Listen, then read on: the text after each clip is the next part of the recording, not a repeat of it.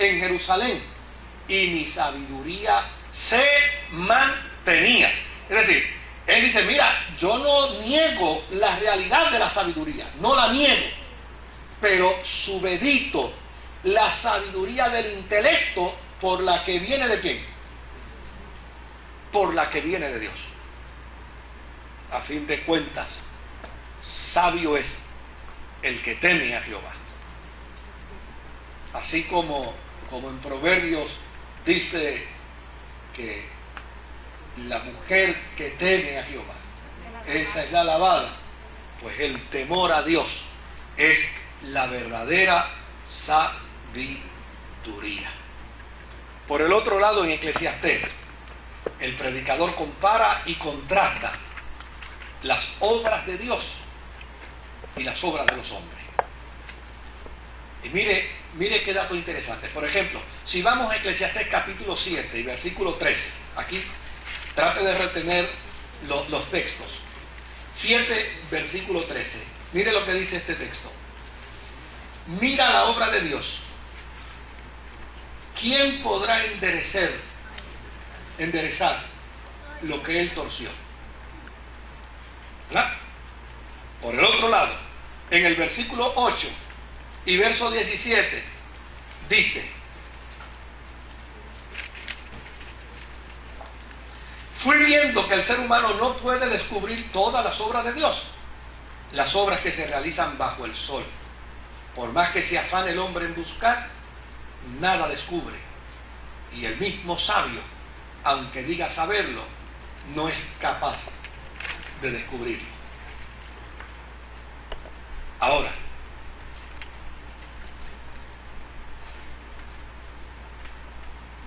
en el capítulo 2 y en el versículo 11, mire lo que dice dentro de ese contraste. Capítulo 2 y versículo 11 dice: consideré entonces todas las obras de mis manos y el fatigoso afán de mi hacer, y vi que todo es vanidad y atrapar vientos, y que ningún provecho se saca bajo el sol. ¿Qué pretende plantear? ¿Qué pretende plantear aquí el predicador, comparando precisamente las obras de Dios y los dones de los hombres? Pues lo que él está diciendo es simple y sencillo.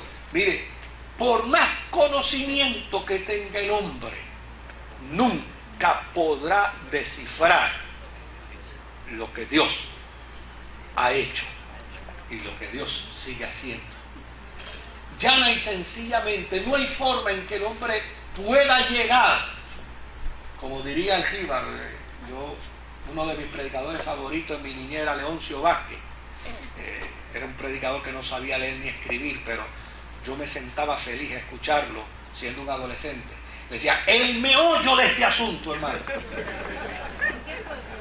Aquí en Río Piedra. El meollo de este asunto, hermanos, es que Dios se reserva los misterios de la vida, y el hombre, por más sabio que sea, no puede alcanzarlos. Fíjense que él empieza a hacer una serie de planteamientos en la relación de las obras de los hombres y las obras de Dios. De la misma manera, también observa el problema de la muerte. Eclesiastés también se da a la tarea de observar el problema de la muerte. Y fíjense lo que dice en el capítulo 3 y verso 19. Dice: porque el hombre y la bestia tienen la misma suerte. Muere el uno con la otra, y ambos tienen el mismo aliento de vida. En nada aventaja el hombre a la bestia, pues todo es vanidad. Oiga bien. ¿Se acuerda que dije al principio que Eclesiastés no es para hacer teología, verdad? Esto no es para hacer teología. Esta es la forma como él entiende. Esta es la forma como él concibe.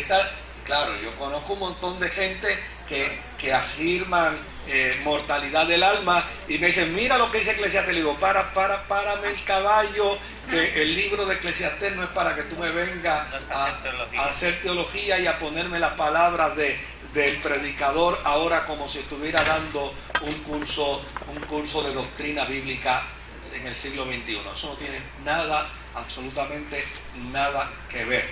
Ahora, fíjese lo que ha dicho en el verso 19, pero vamos a ver lo que dice en el verso 21. ¿Quién sabe si el aliento de vida de los humanos asciende hacia arriba y si el aliento de vida de las bestias desciende hacia abajo a la tierra? Fíjese lo que está diciendo. Dice, oye, yo no lo sé. ¿Quién los pueda saber? Pero desde luego, a la misma vez que ha dicho que tanto la bestia como el hombre, ¿verdad?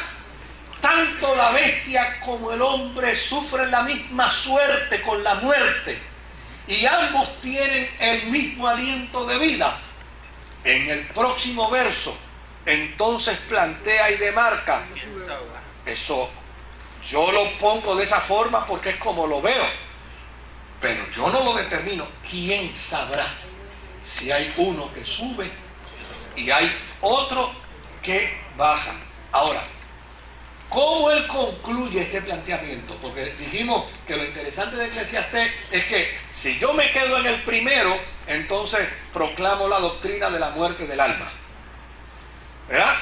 Si me quedo en el segundo, entonces combato la doctrina de la muerte del alma, pero todavía no tengo, porque aquí lo que le está diciendo, ¿quién sabrá si esto se logra? Ahora, fíjese lo que dice. El segundo es el 3.21. Pero vamos al tercer planteamiento. En el capítulo 12 y en el versículo 7, fíjense lo que dice el predicador.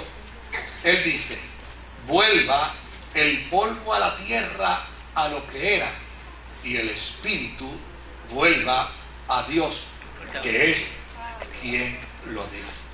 ¿Se da cuenta? O sea, que este hombre está planteando conceptos de sabiduría dentro de lo que ve, pero reinterpreta esos conceptos ¿a base de qué? De la soberanía divina. Por eso para él, mire, en una paráfrasis de pensamiento de Eclesiastés, yo creo que un dato interesante es entender que aquí la verdad suprema y la verdad absoluta está reservada en Dios. Nadie tiene el sartén agarrado por el mango. Nadie. La verdad suprema y absoluta está en las manos de Dios. El principio de la sabiduría es temer a ese Dios. Es temerlo. Por eso para mí es tan importante considerar el silencio ante lo que yo no entiendo y no comprendo. El mejor recurso para mí es que lo que yo no entiendo, mejor me quedo callado, porque ponerme a interpretar lo que no entiendo me lleva al riesgo de probablemente estar en contra de Dios. Mejor es quedarme callado, ¿verdad? Y no estar en contra de Dios. Por el otro lado, él también hace su análisis con respecto al problema de la injusticia, lo que ve debajo del sol. ¿Y qué es lo que él ve debajo del sol? Pues mire, en el capítulo 3 y en el verso 16, capítulo 3 y verso 16, él dice, todavía más he visto bajo el sol, en la sede del derecho, de la justicia, allí está la iniquidad, y en el sitial del justo, allí está ¿quién? El impío. ¿Verdad? Y en el capítulo 4 y en el verso 1 dice, yo me volví a considerar todas las violencias perpetradas bajo el sol. Vi el llanto de los oprimidos, sin tener quien los consuele. Vi la violencia de sus verdugos, sin tener quien los vengue. Pero fíjese a qué conclusión llega en el capítulo 5 y en el versículo 8. Él dice, en el 5:8, dice de la manera siguiente: se invocará el interés común y el servicio del rey. Planteando qué cosa. Vamos a ver ese es el 5:8. ¿Ese es el 5:8? Ok. Vamos a verlo en este tipo de paráfrasis. Dice: si opresión de pobres y perversión de derecho y de justicia vieres en la provincia, no te maravilles de ello, porque sobre el alto vigila ¿qué? Otro más alto, y uno más alto está sobre ellos. O sea, dice, yo estoy observando que yo observo las injusticias, yo observo los abusos, yo observo la forma y manera como hay quienes a mansalva atropellan y salen limpiecitos de sus atropellos. Pero les aseguro que hay uno que está sobre de ellos, que los está mirando. Ve que siempre les reserva al soberano Dios la última palabra. Ahí está la última palabra. Ahora, ¿qué dice el proverbista en lo que observa con respecto al placer como don divino? ¿La? El placer como don divino. Pues vamos al capítulo 3 y vamos al verso 12. Pueden decir amén después que escuchen el texto, ¿saben? Dice: comprendo que no hay para el hombre más felicidad que alegrarse y buscar el bienestar en su vida. De hecho, por un texto como este, es que algunos dicen que cuando escribió Salomón esto, ya no estaba bien. Porque hay gente que piensa que la vida cristiana debe ser privación de cualquier placer, ascetismo a la quinta potencia. Y él dice aquí: comprendo que no hay para el hombre más felicidad que alegrarse y buscarse el bienestar en su vida. Y en el capítulo 7 y en el verso 14 dice: alégrate en el día feliz y en el día desgraciado considera que tanto uno como el otro, es decir, el día feliz y el día desgraciado, Dios lo hace para que el hombre nada descubra de su porvenir.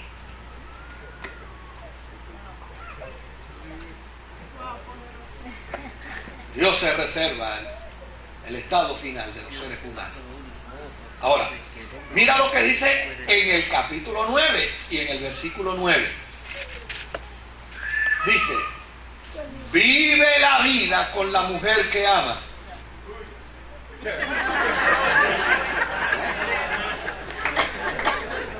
Vive la vida con la mujer que amas.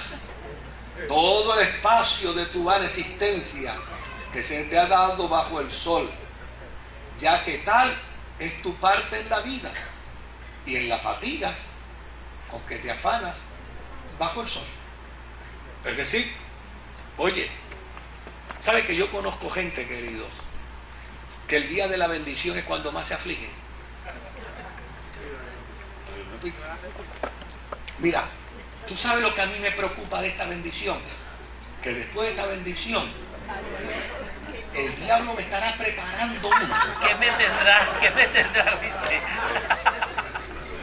Pues mira qué vaina, todavía no ha desenroscado la bendición para disfrutársela y ya está preocupado por el problema que no ha llegado. Chico, disfrútate la bendición. Cuando llegue el problema, Ya brega con brega con el problema.